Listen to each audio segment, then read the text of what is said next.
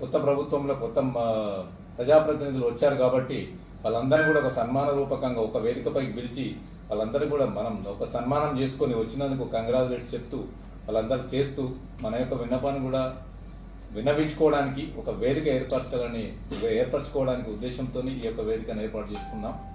దీంట్లో రాష్ట్రం అంతటా కూడా అంతా తిరిగి మేము క్యాన్వాసింగ్ చేయడం జరిగింది. దీనికి అందరూ కూడా పెద్ద ఎత్తున రేపు 6 తారీఖు నాడు శిల్పకళా వేదికలో జరిగేటువంటి ఈ యొక్క సన్మాన మహోత్సవానికి అధిక సంఖ్యలో పాల్గొనని చెప్పేసి పిలిపిస్తూ ఉన్నాం. ఈ సందర్భంగా నిన్ననే మేము ముఖ్యమంత్రి శ్రీ రేవంత్ రెడ్డి గారిని కూడా కలవడం జరిగింది. అతను కూడా సానుకూలంగా స్పందించారు వస్తానని చెప్పేసి.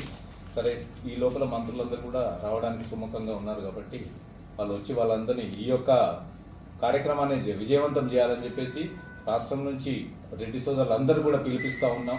అధిక సంఖ్యలో దీన్ని పాల్గొని దీన్ని విజయవంతం